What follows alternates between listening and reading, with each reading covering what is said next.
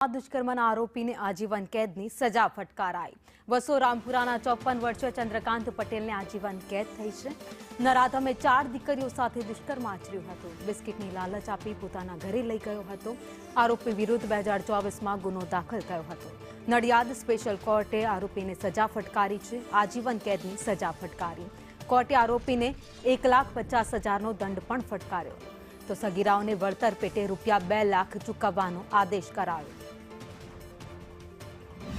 અને આ કામના એક ભોગ બનનાર દીકરીની માતાએ ફરિયાદ આપેલી। તે ફરિયાદના આધારે પોલીસે સરસ ઇન્વેસ્ટિગેશન કરીને નામદાર કોર્ટમાં ચાર્જશીટ કર્યું। જે ચાર્જશીટના કામે સ્પેશિયલ પોક્સો કેસ નંબર 96/2024 થી ડિસ્ટ્રિક્ટ જજ શ્રી પુરોહિત સાહેબની કોર્ટમાં ચાલી જતા આજરોજ સાહેબે આ કામના આરોપીને અલગ અલગ કલમો હેઠળ છેલ્લા શ્વાસની જીવે તેને છેલ્લા શ્વાસ સુધીની સજા ફટકારી છે અને અલગ અલગ કલમોમાં મળી કુલ 1.5 લાખનો દંડ કર્યો છે અને ₹2 લાખ ગુજરાત કોમ્પન્સેશન સ્કીમમાંથી આ કામના ભોગ બનનારના પરિવારને આપવાનો આજરોજ નામદાર કોર્ટે હુકમ કર્યો। તો ગાંધીનગરમાં દુષ્કર્મ